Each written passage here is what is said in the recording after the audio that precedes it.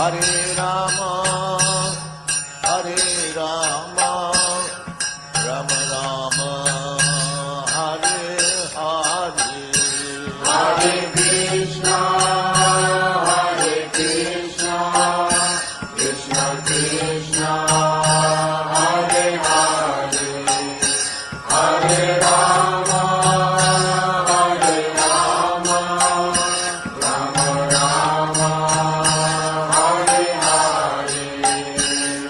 Hare Krishna, Hare Krishna, Krishna Krishna, Hare Hare, Hare Rama, Hare Rama, Rama Rama, Hare Hare, Hare Krishna, Hare Krishna, Krishna Krishna, Hare Hare, Hare Rama, Hare Rama, Rama Rama, Hare Hare. Hare Krishna, Hare Krishna, Krishna Krishna, Hare Hare, Hare Rama, Hare Rama, Rama Rama, Hare Hare, Hare Krishna, Hare Krishna, Krishna Krishna, Hare Hare, Hare Rama, Hare Rama, Rama Rama, Hare Hare. Hare Krishna, Hare Krishna, Krishna Krishna, Hare Hare, Hare Rama, Hare Rama, Rama Rama, Hare Hare, Hare Krishna, Hare Krishna, Krishna Krishna, Hare Hare, Hare Rama, Hare Rama, Rama Rama, Hare Hare. Hare Krishna, Hare Krishna, Krishna Krishna, Hare Hare, Hare Rama, Hare Rama, Rama Rama, Hare Hare, Hare Krishna, Hare Krishna, Krishna Krishna, Hare Hare, Hare Rama, Hare Rama, Rama Rama, Hare Hare. Hare Krishna, Hare Krishna, Krishna Krishna, Hare Hare, Hare Rama, Hare Rama, Rama Rama, Hare Hare, Hare Krishna, Hare Krishna, Krishna Krishna, Hare Hare, Hare Rama, Hare Rama, Rama Rama, Hare Hare. Hare Krishna, Hare Krishna, Krishna Krishna, Hare Hare, Hare Rama, Hare Rama, Rama Rama, Hare Hare, Hare Krishna, Hare Krishna, Krishna Krishna, Hare Hare, Hare Rama, Hare Rama, Rama Rama, Hare Hare. Hare Krishna, Hare Krishna,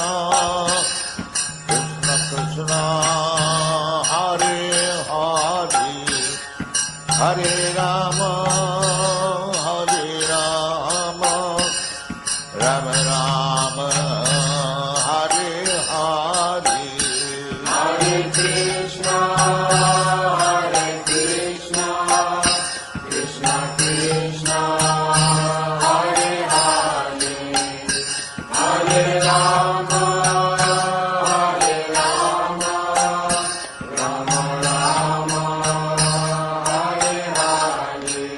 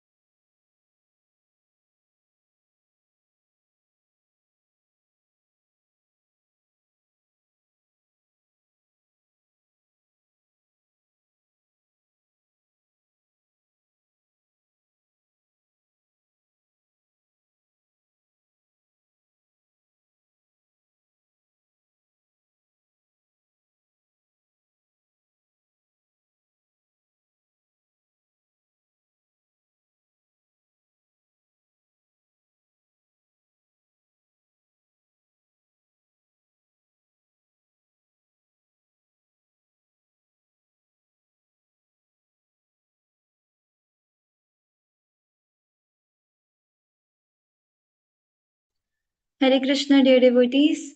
So currently Maharaj is having some technical issues, but he'll be joining soon. Please stay tuned with us. Thank you for waiting.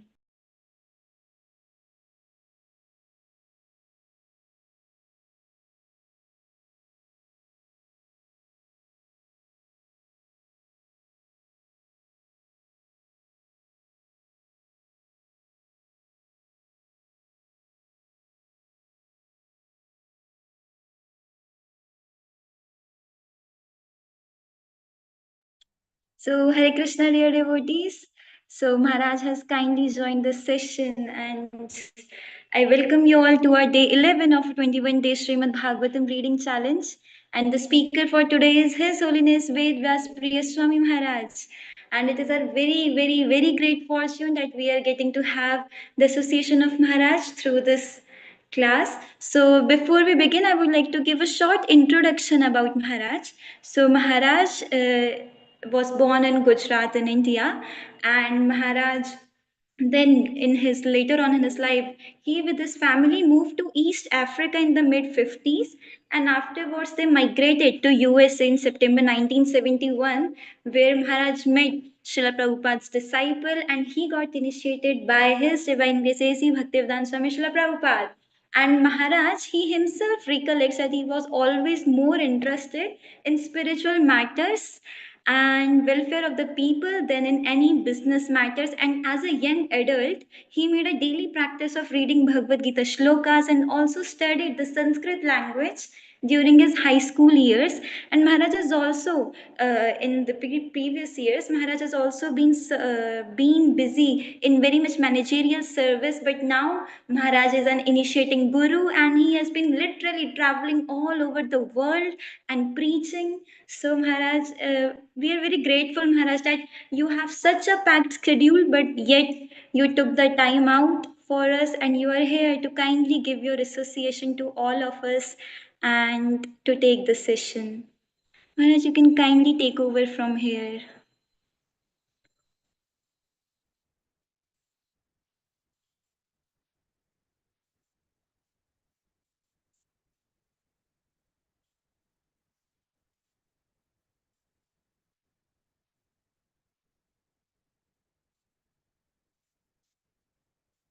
Hare Krishna.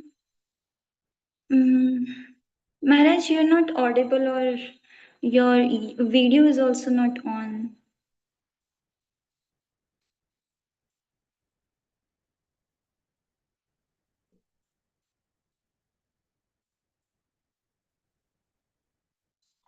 I think he's having some technical issues again.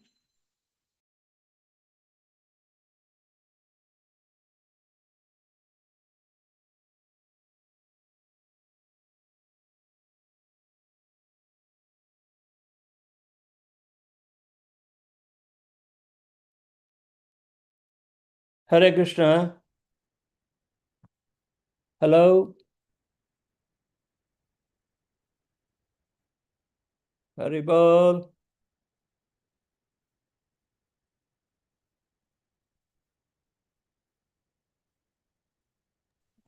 Hare Krishna Maharaj, yes Maharaj, we can hear you and we can see you. Thank you so much Maharaj for taking up this session and I giving us did your unmute association. myself. I did unmute myself. Yes Maharaj, we can hear you and see you very nicely. Okay. So no problem now?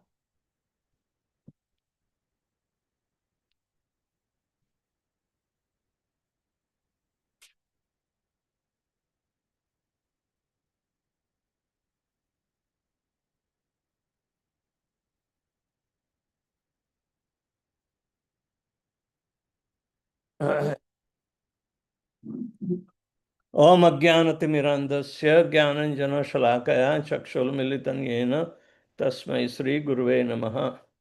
Sri Chaitanya Manobhishtam Sthapitam Yena Bhutale Swayam Rupa Kadamahyam Dadati Swapadantikam Vandeham Shri Guru Shri Jatapada Kamalam Shri Gurun Vaishnavanscha Shri Rupam Sagrajatam Sahagana Raghunathanvitam Tam Sajipam Sadvaitam Savadutam Parijana Sahitam Krishna Chaitanya Devam Shri Radha Krishna Padan Sahagana Lalita Shri Vishakhamnitauscha He Krishna Karuna Sindhu Deenabandhu Jagatpate Gopesha Gopika Kanta Radha Kanta Namastute Tapta Kanchana Gaurangi Radhe Vrindavaneshwari Vrishabhanu Sute Devi Pranamami Shri Haripriye Vancha Kalpatarubhyascha Kripa Sindhubhya Evacha Patitanam Pavanebhyo Vaishnavebhyo Namo Namaha Namaham Vishnupadaya Krishna Pristhaya Bhutale Srimate Bhaktivedanta Swami Niti Namine Namaste Saraswati Deve Gauravani Pracharine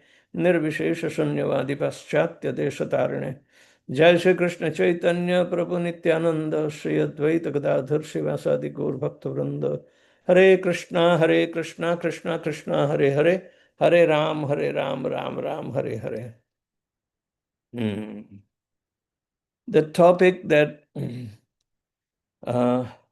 Grahasthas required association of saintly people from the very beginning to their perfection in achieving Krishna consciousness or go back home, back to Godhead. This is vividly given in chapter number 14 of 7th canto, where Narad Muni instructs Yudhishthira Maharaj about ideal family life.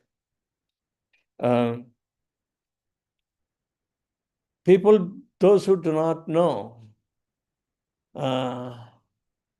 what is life and what are the stages of life, and each 4 of stages, that is brahmachari, grahastha, vanaprastha, and sannyas. In all the 4 stages, there is only one purpose: to intensify his perfection of life, which is to go back home, back to Godhead, and never to come again in the material life. In the material life, we are forced to go through, associate with the matter. And the matter exerts the influence of 3 modes of nature. These 3 modes are mode of goodness, passion, and ignorance.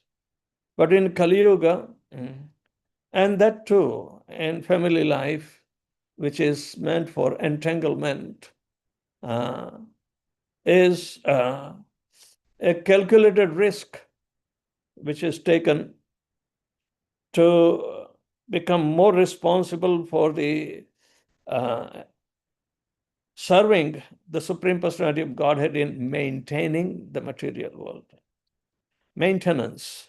Creation is done by the Supreme Lord. For the maintenance, he appoints demigods and human beings alike. But again, the demons, as well as ignorant human beings, who dwell in mode of ignorance, do not know the purpose of life, that is, to go back home, back to Godhead. So, Yudhishthira Maharaj became very inquisitive about the occupational duties of the householder.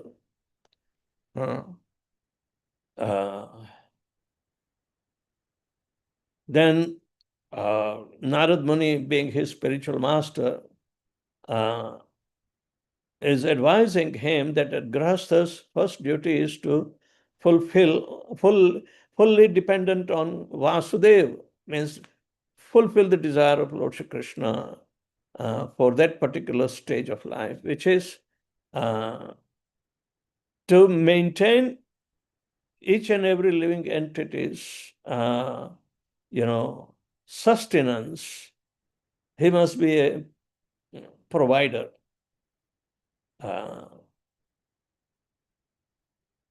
And it is to be done as a devotional service. And for this purpose alone,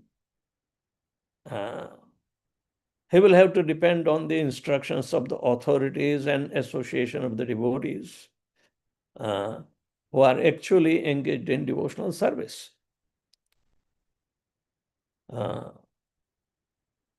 So devotional service begins with Shravanam, or hearing. And he must hear from the mouth of realized soul. So hearing should be done with the purpose to reveal the desire of Lord Shri Krishna. So he will be properly guided how to execute devotees that will satisfy Lord Shri Krishna. But in the material world, when we see, and especially Kali Yuga, where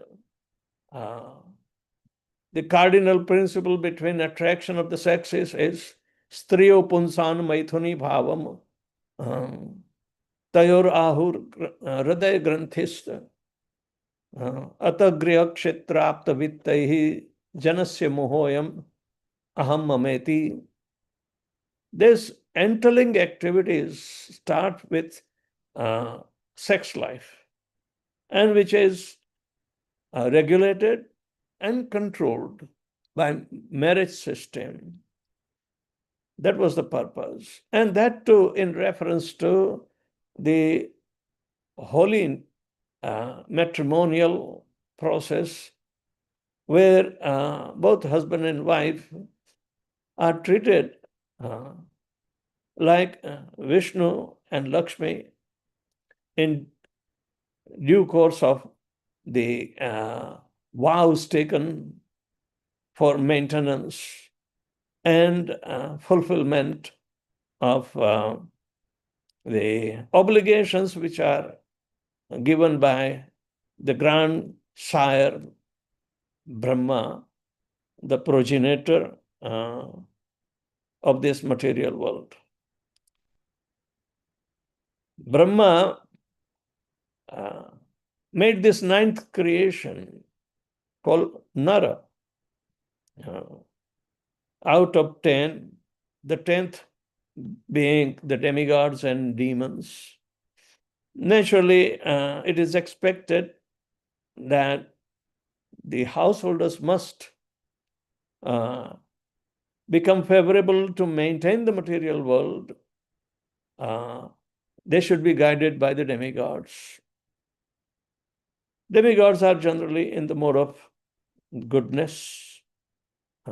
Man himself is in mode of passion. And the demons are in mode of ignorance.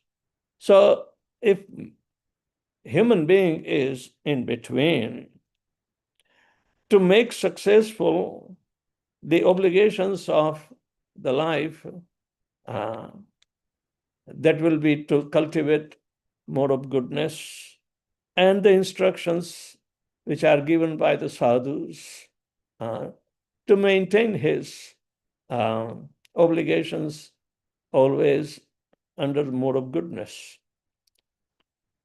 So there are instructions required. For the mode of passion, if it is overwhelming, predominant in householder life, then they become hyperactive. The hyperactivity is never satisfying. Wants to do more and more and more.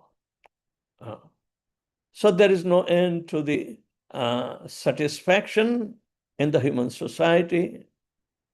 So therefore he must be guided.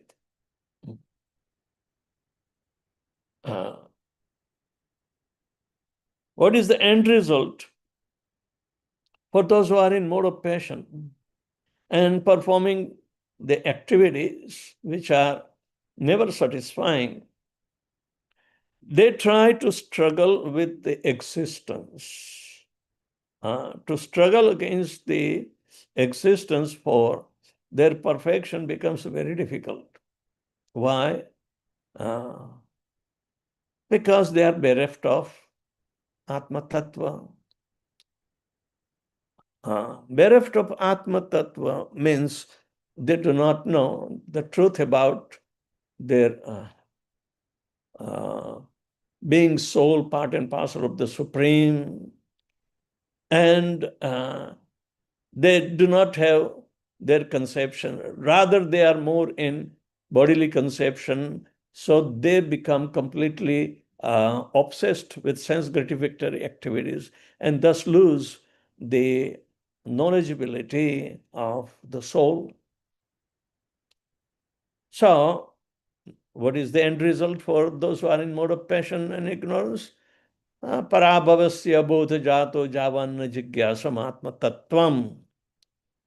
Javat kriya tavad manovi karmatmakam eva sharir bandhana. This is what Rishabdev is describing, the precarious situation of the effect of mode of passion. So, if he associates with the sadhus, whose instructions are always more than beyond mode of goodness, but everybody has to work within the jurisdiction of mode of goodness and shun off mode of passion and ignorance in execution of one's duties for the mankind as well as all the living entities, be benevolent, equally disposed for the welfare of the earth and earth's dwellings. So, it becomes the responsibility of such a trained up grahastha after brahmachari life that he associates and takes guidance even in householder life from the very beginning, that he must have a spiritual master, or he may get instructions frequently about not only welfare of his life, but his obligation to the Supreme Personality of Godhead. Why, in the first place, the proclivity to progenate is in human being? Because Brahma created all his 10 different kinds of living entities in order to afford the entities which have been, in subtle form during the devastations. They have to be given appropriate bodies when the creation begins by Brahma. So, the 10th kind of creations are accommodating 8.4 million species of life. And the living entities, according to their qualifications and the desires which are locked in the mind, get a suitable body. And so man is obligated to invite them, take responsibility. But again, the highest responsibility, which is guided by the sadhus and association of the devotees, is to progenate a Krishna conscious living entity or train them in Krishna consciousness. So such a householder requires frequent association of such sadhus to govern his life in Krishna consciousness. Otherwise, he will be so much entangled and he will not be able to fulfill the obligation to liberate the living entity forever. At least all these instructions are very, very straightforward, and they become obligatory for any sane person to evaluate. In Śrīmad Bhāgavatam, Sukadeva Goswami says, one does not have a right to become a guru. Guru na sasyat, svajana na sasyat, janani na sasyat, pita na sasyat. Yadyapi na mochet samupetyam mrutyum. If one is unable to liberate his progeny from the clutches of death, he does not have right in the very beginning to become a parent, a guru, or relative, a father or a mother. No, he doesn't have a right. So the life in human form of is very, very responsible activity. And to progenate,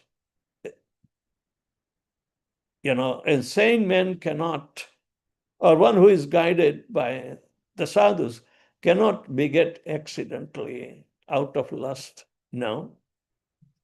He has to take the directions of the sadhus which are given in the Shastras, and they know the purpose of begetting. The purpose of begetting is to liberate from the bodily conception of life.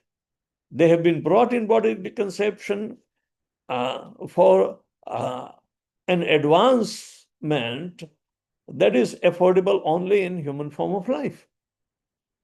So naturally, sadhus will instruct for that purpose to such a householder, then please chant Hare Krishna, think you are performing your duties to please Lord Krishna.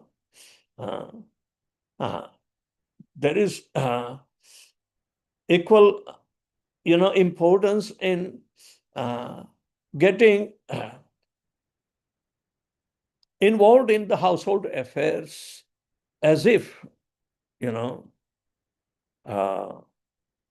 is a faithful servant to fulfill the desires, material desires of all the members of the household. So, according to the advice of Narad Muni, a grahastha's first duty is to fully depend on Vasudeva, Krishna, and try to satisfy him in all respects by executing one's prescribed devotional service. And what is devotional service will depend on the instructions of the authorities and association of the devotees who are actually engaged in devotional service. So, we know that beginning of devotional service is Shravanam, or hearing, and one must hear from the mouth of realized souls. In this way, the grahastha attraction to his wife and children will be gradually reduced. Otherwise, it will be all material attraction. Material attraction is based on one's own sense gratification. And it is not that one desires to sacrifice for his wife. There is no sacrifice at all involved in sense gratification.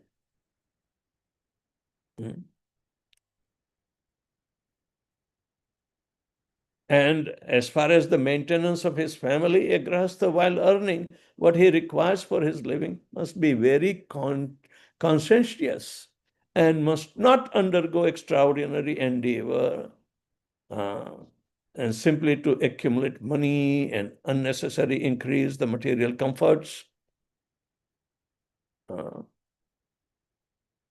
He should be very active externally in earning his livelihood, but he should internally be situated as a fully self-realized person without attachment for material gains. Where is he going to get this information? Who will be giving him the inspiration to follow the tenets for his own ultimate welfare? Only sadhus. So he has to cultivate association of the sadhus. The family members and friends may not be attached to sadhus, But an ideal grahastha can become an ideal example for others to follow by having association of sadhus.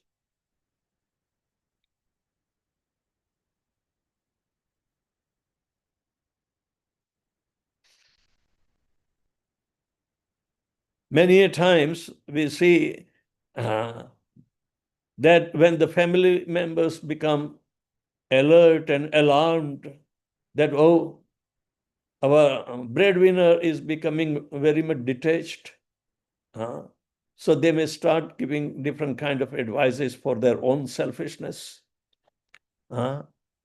So at that time,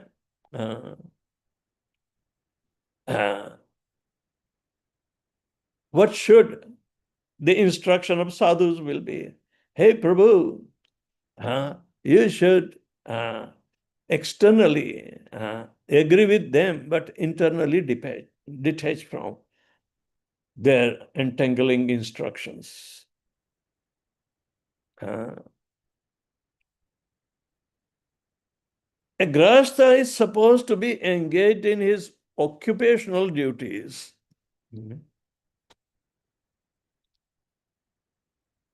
Advised by the spiritual master and Shastra, specifically a grahastha should engage in agricultural activities and earn money. As stated in Bhagavad Gita, Krishi Go Rakshavani Jam Vaishya Karma Svabhavajam, agriculture, cow protection, and trade. They are the special duties of grahasthas. If by chance or by the grace of the Lord more money comes, it should be properly engaged for Krishna consciousness movement. One should not be eager to earn more money simply for sensual pleasure. A grahastha should always remember that one who is endeavoring to accumulate more money than necessary is to be considered a thief and is punishable by the laws of nature. One should not unnecessarily take the liberty that he is in charge of money he is earning. But the material nature does not allow him to control his own money.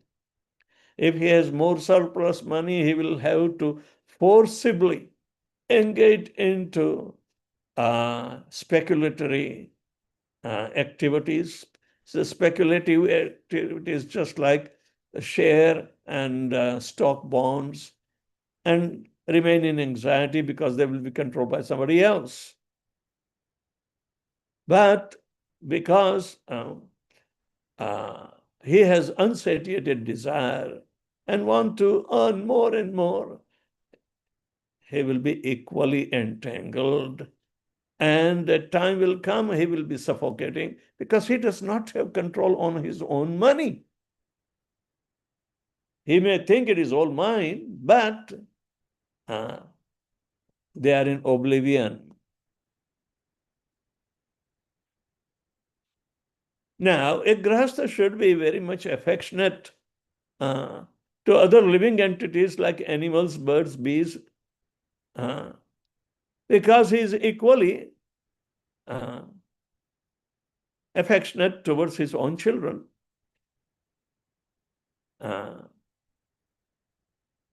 Neither he should engage himself in killing animals or partake the killed animals' flesh as food. That is sense gratification.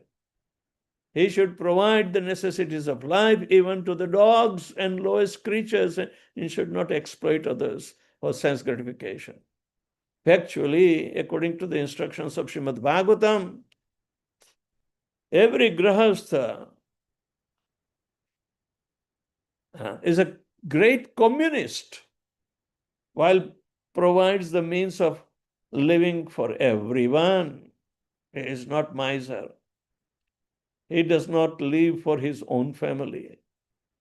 Whatever a grahastha may possess, he should equally distribute to all living entities without discrimination. And the best process is to distribute prasadam. One time, Srila Prabhupada, gave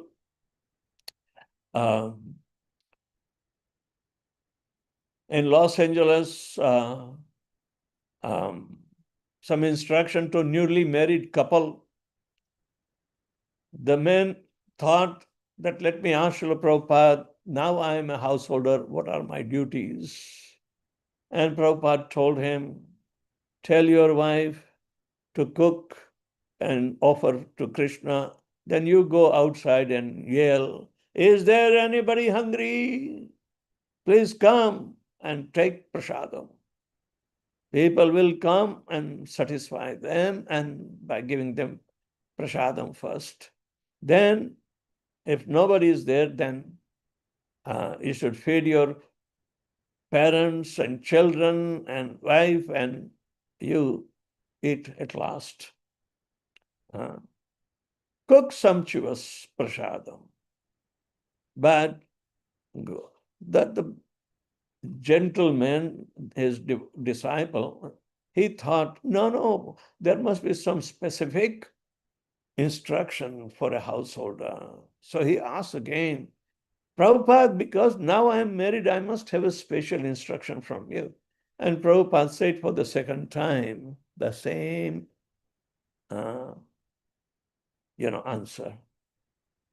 Tell your wife to cook, then offer to Krishna, and then you go outside and invite anybody who is hungry to take prasad. You feed them, and then you as a family take. But this boy wanted some special instruction, special, but ended up hearing third time Srila Prabhupada speaking. And devotees laughed out that he does not understand that the food for life is the most important duty for a grahastha to execute on behalf of performing devotional service to Lord Shri Krishna. So, because engagement in devotional service and food distribution will keep him and his family busy. So natural attraction to the sexes will not be there. It will be reduced. Otherwise, he will be very much attached through sex life because he has all the spare time he has to live, and he seeks out nothing but sense gratification. A grahastha should not be very much attached to his wife. The sadhus are telling attachment and detachment. Attachment is necessary to lead one to the spiritual life in serving Krishna. That attachment really will protect the wife both in her duties as a householder as well as she becomes nourishing to the other living entities for their bodily needs, the supply of the food. And this engagement is very occupying in thinking of Krishna, because feeding prasadam satisfies the person who cooks, offers to Krishna, and distribute the prasad. So, and there is no bodily attraction that caused by kama, the lusty desires that will engage in abominable activities of unnecessary sex life, which is not at all satisfying, but will aggravate one more and more. And a person does not know the value of the service of Krishna, becomes a miser, a loser of the life. So therefore, one has to engage his own wife in serving a guest with all attention. Whatever money a grahastha accumulates, by the grace of the Lord, he should spend in 5 activities, namely worshipping the Supreme Personality of Godhead, receiving Vaishnavas and saintly persons, distributing prasadam to the general public and to all living entities, offering prasadam to his forefathers, and also offering prasadam to his own self. So ideal grahastha life should always be ready to worship everyone as mentioned above. He should not eat anything not offered to the Supreme Personality of Godhead. Because Krishna advises in the 3rd chapter, Yagya Shishtasino Santu Munchante Sarvakil Vishaye. The devotee of the Lord is released from all kinds of sins because it's food that is offered first to the sacrifice, for the sacrifice. Sacrifice is meant for pleasing Lord Vishnu.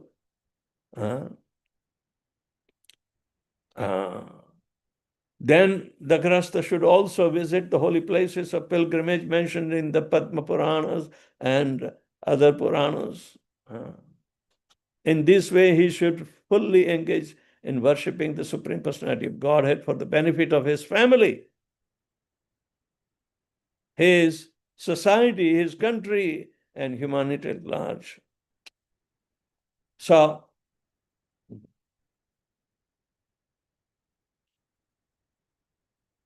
ideal grahastha life is maintaining all the 3 ashrams. The brahmacharis, the vanprasthas, and sannyasis, by the grahasthas. So naturally, to perform all these activities favorably, he should be constantly guided by saintly persons. Grahasthas are meant to associate with saintly person to make their lives perfect. If the head of the household makes his life perfect, it benefits all the members of his household, because he is the main person who they are dependent upon. So he is the best. He is the best in the household. And seeing this satisfaction with all reasonability and saintliness, the next generation will be also inspired to carry on the legacy of his father, who is the leader of the household. Sayadyadacharti shrestha tattayevetero jana sayad pramanam kurute lokastadanu vartate. A family is the unit for the society. A healthy family, which is equally disposed to the welfare of the society, naturally he will be glorified because he is a real contributor to the society. And all these instructions are guided carefully by the sadhus. Sadhus are supposed to become exemplary and satisfying. the sadhus come from all the ashrams. They come from brahmacharya ashram also, they come from grahastha ashram also, they come from vanaprastha sannyasa ashram also. Sadhu means one who is saintly, that he has purified his heart for the benevolence in service of Krishna. Benevolence for everybody in service of Krishna. So, these are very ideal character of a grahastha, and if he lives for the sake of the Supreme Lord, for every other kind of devotees also are supposed to live for the sake of the Supreme Lord. The grahastha is almost on the equivalent of a sannyasi platform. So sometimes grahastha says that they are ideal sannyasis, because they are trying to connect all their activities with the Supreme Lord, who is absolute truth, personality of Godhead, and the human beings have capability to understand that they are part and parcel of the Supreme Personality of Godhead, and they are eternally the servant of the Lord. To serve to the Supreme Lord is tantamount to be serving the whole society. It's not that serving the whole society is equivalent to serving the Supreme Personality of Godhead. No, because the other paradigm is materially affected. But here, for a saintly devotee who is guided by the sadhus in his grahastha ashram, he is well protected in pleasure to the Supreme Personality of Godhead, and whatever he hears is becoming devotional service. He remembers the Supreme Personality of Godhead. He glorifies the Supreme Personality of Godhead. All these are becoming his permanent asset. But while the other way around, serving the humanity is not coming any near to serving the Supreme. Because the connection is not there. The purpose is not there. One cannot bypass the instructions of sadhus. No sadhus will ever tell you, oh, don't offer to Krishna. There is no necessity. But we offer to Krishna because we are connected with Krishna. For his pleasure, we are taking the responsibility of an ideal grahastha. So it is very essential that the sadhus will give purified souls who are, seeking the real welfare through Krishna consciousness. They are needed to guide the householders, not Mayavadis or others who are envious to Lord Shri Krishna. They will bypass and make them, misguided in understanding the desire of the Supreme Lord. So, ideal grahastha is needed, and instructions pertaining to the ideal grahastha, Narad Muni is telling to Yudhishthir Maharaj, because he is in householder life, as well as he becomes the father figure for his praja. Praja means the subjects. his subjects are also to be treated like his own children. So the king has the duty on the same level as the householder. Of course, he is more disposable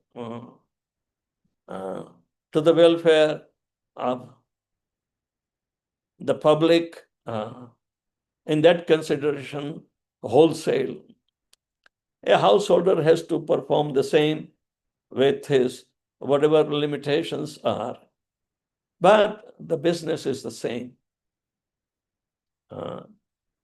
In this way, not only our obligations to the Supreme Personality of Godhead are fulfilled, but also we become liberated by serving the people for the sake of the pleasure of the Supreme Personality of Godhead, and give them ideal example how a grahastha devotee should act. And acting for the welfare of all living entities favorably is a service rendered to the Supreme Personality of Godhead favorably. All right. So, is there any question or comment? Hare Krishna Maharaj, thank you for such a wonderful, beautiful session, Maharaj. You very nicely explained how ideal Grahastha should be. And Maharaj, you told us that devotional service begins with Shravanam and hearing, and we must hear from the authorized soul.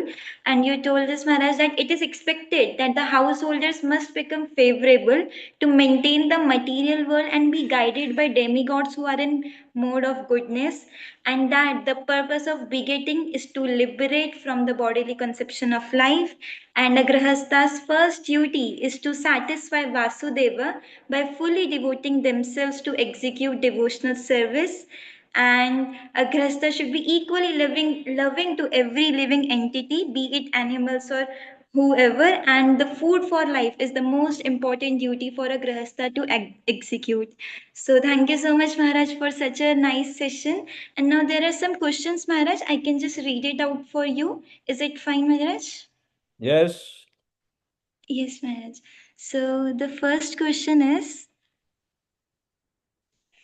what are the qualities of a good father and good mother for their adolescent children in today's life?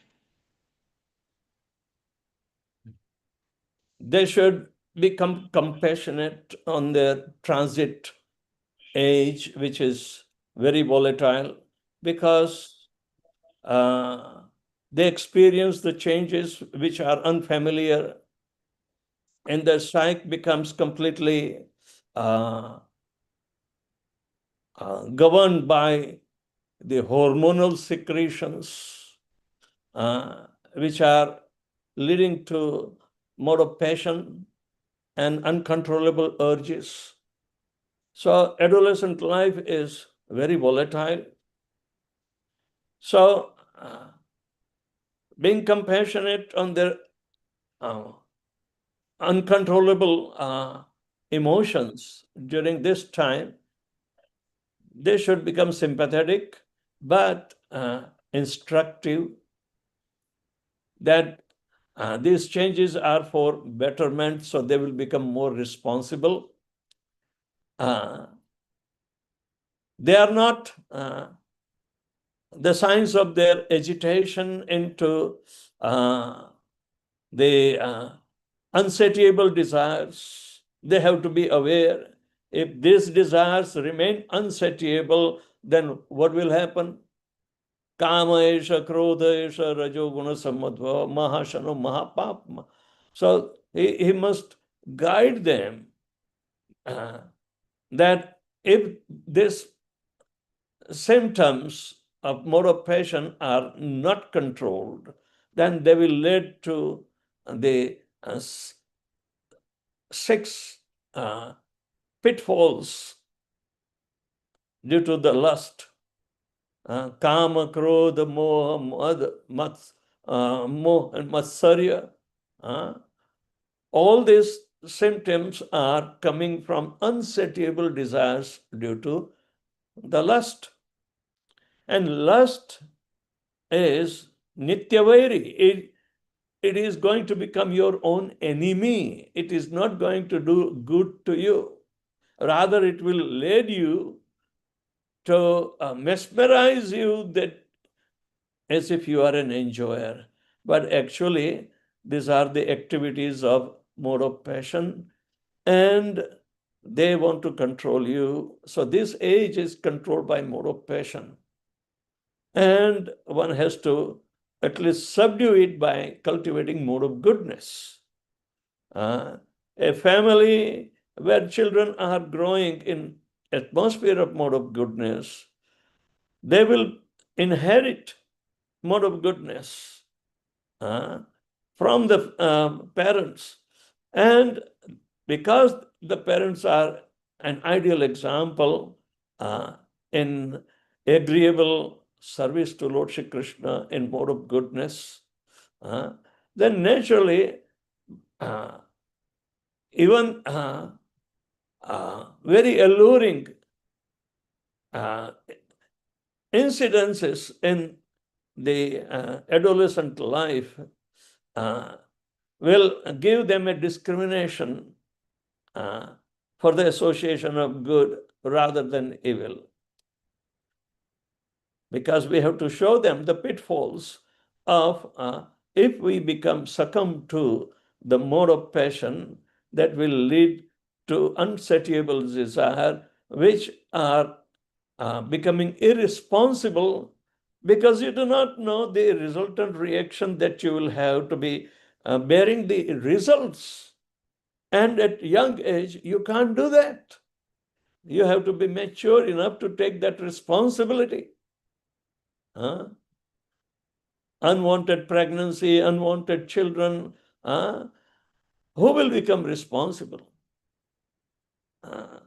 And at a very young age, you will be burdened with uncertainties that because you are not even materially educated, mature to take care of yourself. How can you take care of yourself and more lives?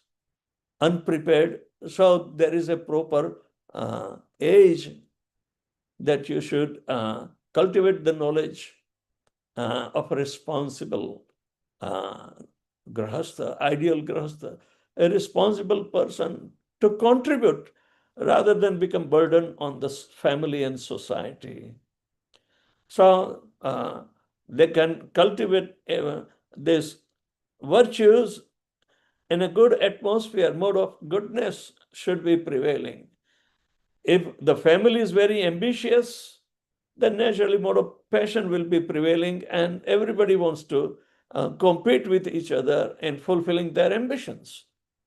And that is mode of passion, which is always frustrating. And it ends up in a very pitiable condition. Those who are growing up in mode of ignorance, because the household is in mode of ignorance, what good can you expect from such training of the children in that adolescent life? They will become totally irresponsible. And they have to be trained up in responsibilities that will fall on their shoulder when they grow up. So in this way, always keep mode of goodness atmosphere. And we are told to create an atmosphere of mode of transcendence. But at least sattva-avalambi, create an atmosphere which is dependent upon mode of goodness in the household. Then you can think parasattvam. Your meditation should be above the mode of goodness. To achieve the perfection of life is called Vishuddha Sattvam Govindamadi Purusham Tamaham Vajami. So this training and gradual rising up in the household life is very essential for training up our own children, which are our own responsibility. If we do not teach them how to get liberated from the clutches of Maya, then we had no right to bring them in the atmosphere of Maya. That is, Bhagavatam says. We have to bring them for their liberation. So our teaching and treating them is only desirable for their liberation. Not liberation from poverty is called liberation. Liberation from repeated birth and death is, liberation. But anyway, Krishna consciousness is more powerful than other process of liberation. So you try your best to cultivate the transcendental atmosphere. That is Vrindavan atmosphere in your own household.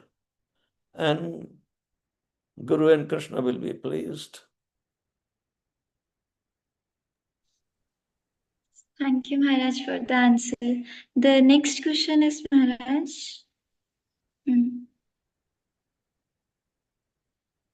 Yes, we support education for a lot of kids in the community because there is super soul in them. This is going to please Lord Krishna. Is this act of helping kids equivalent to devotional service? To understand the super soul, we have been given a process of Shravatam Svakatham Krishna Punya Shravana Kirtana, all the way up to, Vidyate Hridaya Granthi Chindyanti Sarva Samshaya Kshayante Chasya Karmani Drashta Evakmanishvare. First, he must realize himself as well as the super self. And both are happening simultaneously when he is purified through the holy vibrations of Hare Krishna Mahamantra and the transcendental teachings of Guru and Krishna. So, yes, they have to understand the soul and super soul, which is not a differentiated process. It comes within the bhakti process by simply giving oral reception to the transcendental subjects which are described in Bhagavad Gita and Śrīmad Bhāgavatam. It will start acting like a purifying agent, and soon will become situated in righteous Nityam Bhagavata Sevaya. That is the activity, and that will lead to the perfection of life. That is Drashta Evatmanishvare. You will come face to face with the super soul in your heart. Means you will be able to see who are you. You will be able to see who is Paramatma.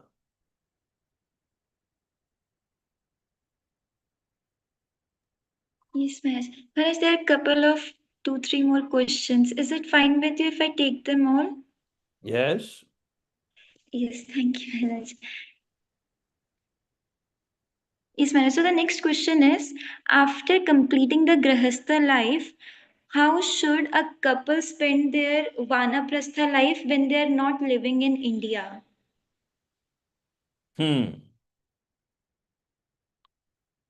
They can visit ISKCON centers because ultimate aim is to travel together in Vanaprastha life, go to temple and start preaching activities and become ideal preachers. But one should not travel alone. Both husband and wife should become detached from the family life. That is the Vanaprastha life. Travel and preach. Don't sit idle and babysit for your grandchildren.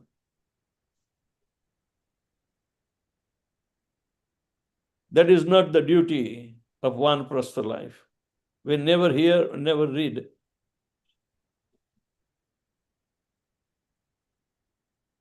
Yes, okay, Maharaj. Maharaj, the next question is, in the present scenario of corporatization, what sort of job youth should take up to avoid Garhit life and adopt excellent Grihastha life? The one which is not entangling you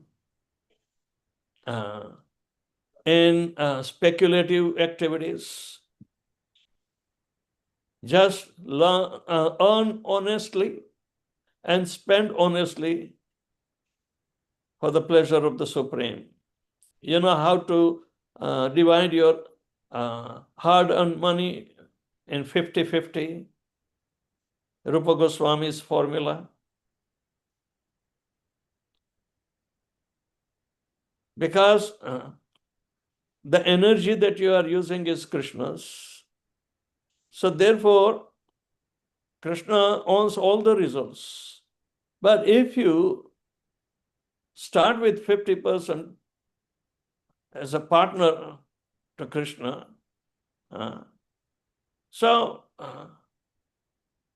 divide this 50-50 again into 25-25 for Krishna and 25-25 for your household. Okay? You can reinvest 25% from both yours and Krishna's side. That will make your asset also double. And 25% utilize in service of Krishna for your devotional service, and 25% for your needs as a householder. So you are living for Krishna. At the end result will be that your profit margin will increase because you have invested 50%. And again, end result can be divided into 50-50. So you continue. Actually, you are utilizing Krishna's 25%. Means you have 75% at your disposal. And you are able to reinvest 50% from Krishna's side. So you are working on behalf of Krishna. And your contribution, 25%. This is besides the household expenses and the grastha's duties you are taking care. So this formula is very reasonable. And you will be always working for your beloved Lord Shri Krishna. A time will come, everything, all the assets belong to Krishna. And you will feel you are merely a servant. This is a practical way for engaging your hard-earned money to invest for Krishna 50%, and you'll become liberated. Yes, thank you for your answer, Maharaj. The next question is, Maharaj, some of us joined ISKCON and already advanced, never got the opportunity to get fully trained up as a brahmachari. Fortune for me, after my Harinam initiation, my Guru Mata instructed me to give myself 5 years of full-time service in the temple before thinking of getting married. And that really helped me. But back home in DR Congo, we have same situation of devotees joining in advanced stage. Some are already married. How do we assist them to lead a happy married life?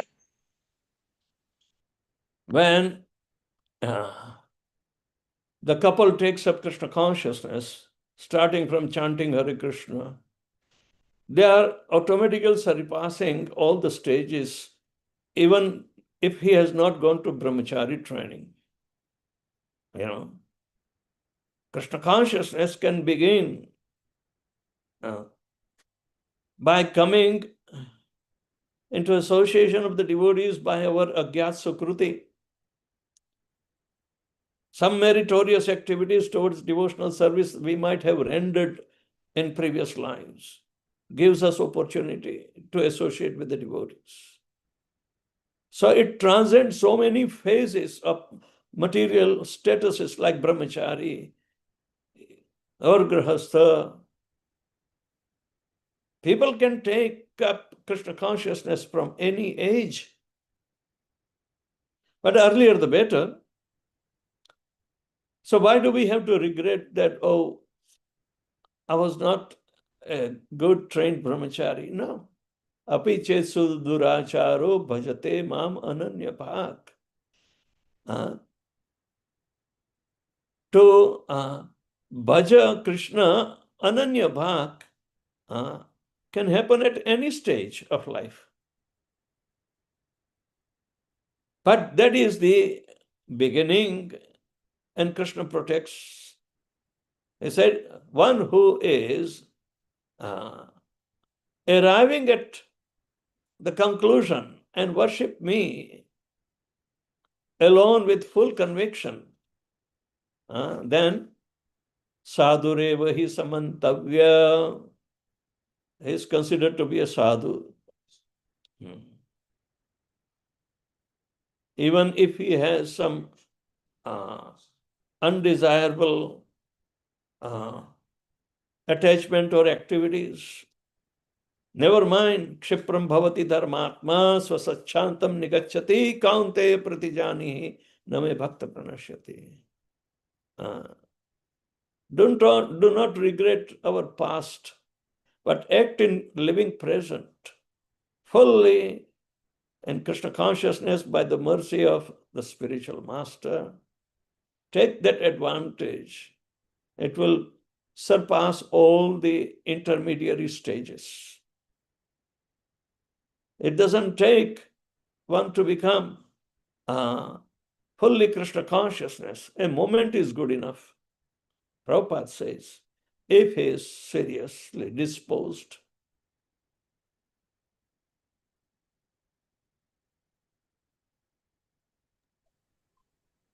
Yes, Maharaj. Is it okay? Yes, Maharaj. Maharaj, the next question is marriage really necessary for everyone? And how important is marriage in order to go back home, back to Godhead? The instructions of spiritual master and the sadhus instructing spiritual master also, they are fully potent to send us go back home, back to Godhead and Krishna consciousness. So ISKCON is providing that facility. And we must seriously, look for it. And there are devotees who can, help us to advance.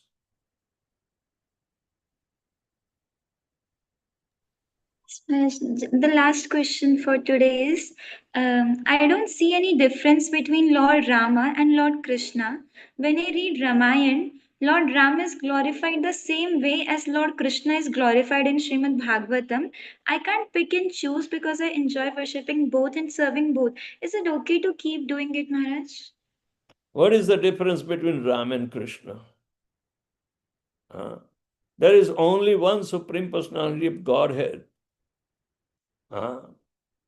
who takes different roles and different times as necessity. But that one person is the Supreme Personality of Godhead who takes avatar. So one who takes avatar himself is called avatari. Avatari is one, avatars are many. Ramadi murtishu kala niyamena tishtan nanavataram akarod bhuvaneshu kintu Krishna swayam samabhavat paramah pumanayoh govindamadi purusham tamaham bhajami. This is what Brahma says in a conclusive way. So you must learn about Lord Ramchandra through the disciplic succession of Brahma. You will know that Krishna is avatari, Ramachandra is an avatar of the avatari. So what is the difference between avatar and avatari?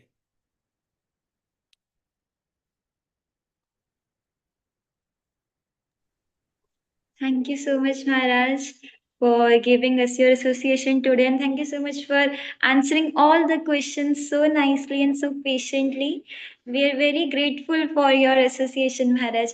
Everyone can chant Hare Krishna Mahamantra as gratitude for Maharaj. Hare Krishna, Krishna Krishna, Hare Hare. Hare Rama, Rama Rama, Hare Hare. His Holiness Vedvyas Priya Swami Maharaj ki jai. Srila Prabhupada ki jai.